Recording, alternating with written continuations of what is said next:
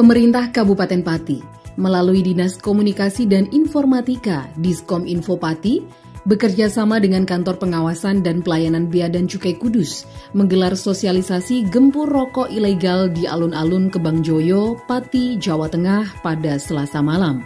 Sosialisasi ini bertujuan untuk memberikan edukasi kepada masyarakat terkait bahaya rokok ilegal dan mengkampanyekan pemberantasan peredaran rokok ilegal dengan tujuan meningkatkan penerimaan negara di bidang cukai. Sosialisasi ini dilakukan secara meriah dengan disaksikan masyarakat umum yang ikut menyaksikan pertunjukan ketoprak Siswo Budoyo. Sebelum dibuka, tari-tarian menjadi pembuka sebelum acara utama dimulai. Dalam sosialisasi bersama ketoprak Siswo Budoyo ini, dibuka Ratri Wijayanto, Kepala Dinas Diskominfo Pati. Pihaknya mengucapkan terima kasih atas antusias masyarakat yang mengikuti sosialisasi gempur rokok ilegal. Kegiatan ini dilaksanakan yang pertama menjalankan amanat dari pemerintah pusat khususnya Kementerian Keuangan dalam hal ini kegiatan yang didukung dana bagi hasil cukai dan tembakau di wilayah Kabupaten Pati. Pak Iwo apa Pak? Nanti yang jelaskan biar Mbak Ajeng saja.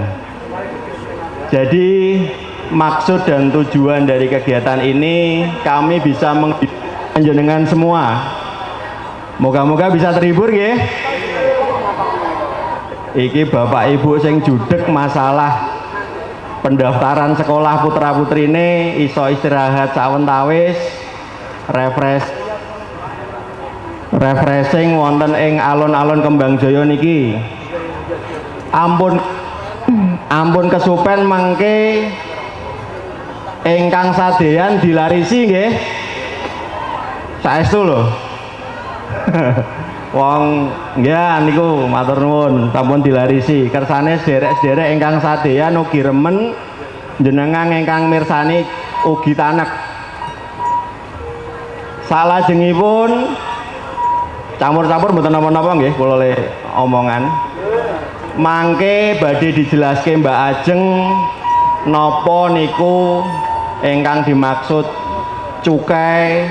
Lajeng nopo niku maksud kegiatan menika kawigatesanipun menapa ingkang jelas kula suwun kula niki ora ngajak ngono nggih, ora ngajak ngerokok nanging nek kepepete bapak-bapak iku ngerokok rokoke sing nganggo cukai kula ora ngajari ngerokok lho ya. Nek saumpama kepepete ngerokok ingkang dirokok niku ingkang ngagem cukai ingkang legal. Ingkang salajengipun insyaallah mangke lakon ingkang badhe panjenengan pirsani Bapak Ibu sedaya lakonipun babat Mojopahit rebutan gendera Tunggul Wulung.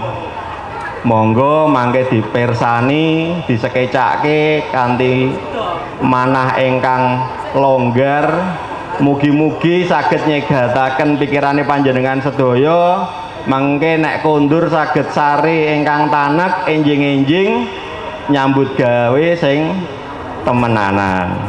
Dalam kesempatan tersebut turut hadir perwakilan Bea dan Cukai Kudus. Pada kesempatan ini, pihaknya menyampaikan peran penting masyarakat untuk memberikan atensi pada pemberantasan rokok ilegal yang masih banyak beredar. Selain itu, pihaknya sudah mendorong kesadaran masyarakat dengan memberikan edukasi bersama Bea Cukai Kudus dan OPD terkait.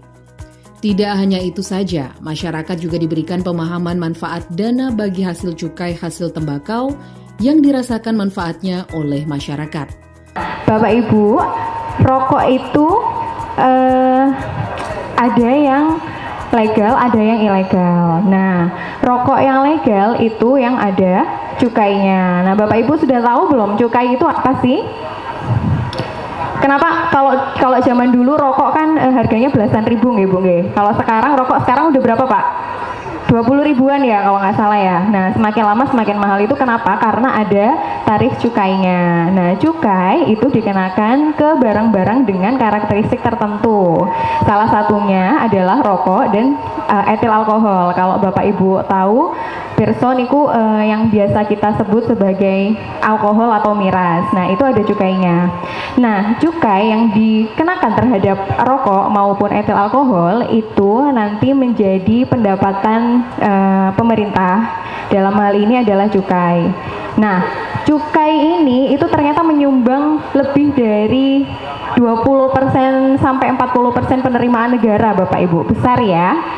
Sekarang saya mau nanya lagi nih, kira-kira Bapak Ibu di sini yang anaknya sekolahnya gratis? Ada? Sekolah gratis ya? Sekolah SD gratis mau bayar, Bu? Yang negeri? Yang negeri, SD negeri biasanya gratis nih, Bung ya. Nah, itu penggratisan sekolah itu salah satunya adalah dari hasil cukai yang Bapak Ibu atau Bapak-bapak itu beli rokoknya, terus kemudian membayar cukainya. Nah, itu cukainya masuk ke penerimaan negara dan didistribusikan kembali ke masyarakat. Nah, dalam hal ini bisa jadi subsidi, bisa jadi BLT. Kalau Bapak Ibu tahu harga Pertalite sekarang kan masih 10.000 ya, Pak nggih. Nah, 10.000 itu ternyata karena ada subsidi dari pemerintah, yaitu berupa berasal dari cukai tadi. Nah, jadi ada bantuan langsung tunai, ada subsidi Pertalite, terus kemudian ada juga gas melon. Nah, itu bisa murah karena ada subsidi dari pemerintah. Nah, subsidi pemerintah itu dari mana sih uangnya? Ya dari pajak itu tadi, Bapak Ibu, dari pajak dan juga cukai yang Bapak Ibu bayarkan ketika Bapak Ibu memilih rokok yang legal. Nah, Bapak Ibu seneng nggak ada ketoprak malam ini di sini? Seneng kan? Nah, salah satu dari kenapa sih ketoprak ini bisa hadir tadi yang seperti disebutkan oleh Pak Ratri itu karena adanya dana bagi hasil cukai hasil tembakau. Jadi pajak-pajak ataupun cukai yang Bapak Ibu bayarkan ketika Bapak Ibu itu membeli rokok yang asli, yang legal, yang berpita cukai asli, itu ternyata 70%-nya dipakai negara untuk pembangunan dan 30%-nya itu ternyata kembali ke daerah, Bapak Ibu. Dalam hal ini itu kembali ke Kabupaten Pati. Nah, 30%-nya ini yang 50% itu untuk kesejahteraan masyarakat. Contohnya nggih tadi, kalau misalnya Bapak Ibu punya teman atau mungkin bekerja di pabrik rokok itu pasti dapat BLT toh. Nah, BLT-nya itu adalah berasal dari dana bagi hasil cukai hasil tembakau. Terus kemudian ada lagi siapa yang di sini kalau berobat BPJS itu gratis? Gratis apa buatan BPJS, Bapak Ibu? Gratis nggih. Nah, itu juga merupakan salah satu bagian dari pemanfaatan dana DBH-CHT dan juga pajak, dalam hal ini cukai. Makanya Bapak Ibu kalau berobat itu bisa gratis, anak-anaknya sekolah SD gratis, beli gas melon itu bisa harganya lebih murah, beli Pertalite masih bisa 10.000.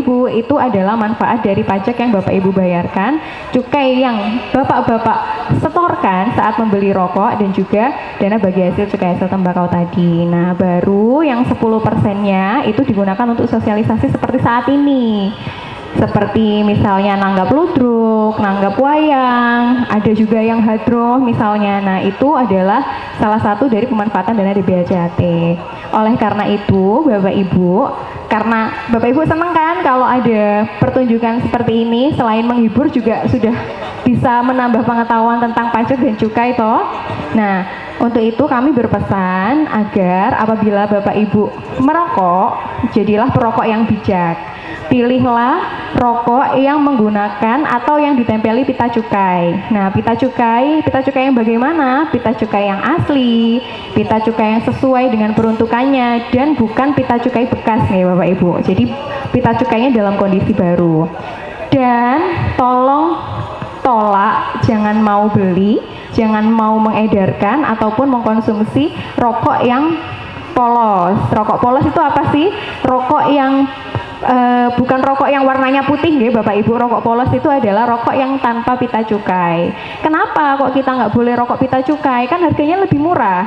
Itu karena kalau rokoknya itu nggak ada pita cukainya, maka tidak ada pendapatan dari cukai. Kalau nggak ada pendapatan dari cukai, maka dana bagi hasil cukai hasil tembakau itu juga tidak akan tersalurkan ke pemerintah daerah. Kalau nggak ada dana bagi hasil cukai hasil tembakau ke pemerintah daerah, berarti nggak akan ada pertunjukan ketoprak seperti ini, ngoten nggih. Jadi kami berpesan apabila Bapak Ibu mengkonsumsi rokok atau mengkonsumsi minuman mengandung etil alkohol, tolong konsumsilah rokok yang menggunakan pita cukai yang asli. Karena dengan begitu Bapak Ibu juga membantu pembangunan negara, juga dananya itu sebagian 30% akan kembali ke Bapak Ibu sendiri dalam bentuk BLT, dalam bentuk subsidi, dan juga salah satunya seperti ketoprak pada malam hari ini. Ngoten nggih Bapak Ibu. Sepertinya sudah pada nunggu-nungguin ya Pak ya. Ngoten mawon, mungkin ini yang bisa saya sampaikan. Kurang lebihnya saya mohon maaf. Wassalamualaikum warahmatullahi wabarakatuh dan selamat menonton. Terima kasih. Melalui pertunjukan ketoprak seni budaya, diharapkan masyarakat umum bisa menangkap pesan gempur rokok ilegal yang disampaikan.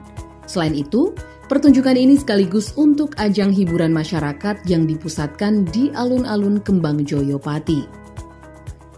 Tidak hanya dari sisi hiburan, berkat penyelenggaraan sosialisasi gempur rokok ilegal di alun-alun Kembang Joyo Pati yang merupakan pusat kuliner Pati, juga membuat perputaran penjualan UMKM lebih bergerak. Jadi dalam kesempatan ini pemerintah Kabupaten Pati bekerja sama dengan KPPBJ Kudus menyelenggarakan sosialisasi gempur rokok ilegal dengan merangkul ketoprak siswa budaya yang hadir di alun-alun Kembang Joyo ini. Kami menggunakan sosialisasi bekerja sama dengan ketoprak siswa budaya ini dalam rangka untuk memberikan sosialisasi pada segmen masyarakat level menengah ke bawah, dalam hal ini yang rentan terhadap peredaran rokok ilegal. Kami menganggap hal ini sangat efektif karena informasi bisa kami berikan dan diserap oleh mungkin ribuan penonton. Jadi dalam hal ini bisa terserap dan bisa memberikan edukasi tentang pentingnya menekan peredaran rokok ilegal. Harapannya dengan kegiatan ini kami bisa membantu memberdayakan masyarakat yang ada di sekitar sini, yaitu PKL yang ada di alun-alun Kembang Joyo. Kami juga bisa nguri-nguri kebudayaan lokal, yaitu ketoprak. Kemudian kami juga bisa menginformasikan bahaya peredaran rokok ilegal kepada masyarakat. Kami sinergitas, kami tetap harus merangkul dari berbagai elemen, baik dalam ini stakeholder yang ada di dinas instansi maupun yang ada di masyarakat. Contohnya penggunaan kebudayaan lokal seperti yang ada di belakang saya. Ini adalah salah satu bentuk inovasi kami agar bisa mengarahkan informasi tentang berbahayanya peredaran rokok ilegal. Jadi manfaatnya sebenarnya sudah diterima oleh masyarakat. Contohnya ketika ada subsidi bahan bakar, subsidi listrik, kemudian subsidi pendidikan, sehingga masyarakat bisa mendapatkan hal-hal tersebut dengan lebih terjangkau dan lebih murah. Kemudian yang lainnya untuk sosialisasi ini kami bisa memanfaatkan kebudayaan-kebudayaan lokal. Lebih lanjut, dijelaskan sebelumnya dari perwakilan Bea Cukai Kudus bahwa rokok ilegal adalah rokok yang tidak memenuhi ketentuan peraturan perundang-undangan di bidang cukai, di mana rokok ilegal dapat membahayakan kesehatan masyarakat karena tidak memenuhi standar produksi. Dalam penjelasan itu juga disampaikan bahwa sanksi bagi pelaku peredaran rokok ilegal cukup berat, yakni pidana penjara paling lama 5 tahun dan denda paling banyak 5 miliar rupiah.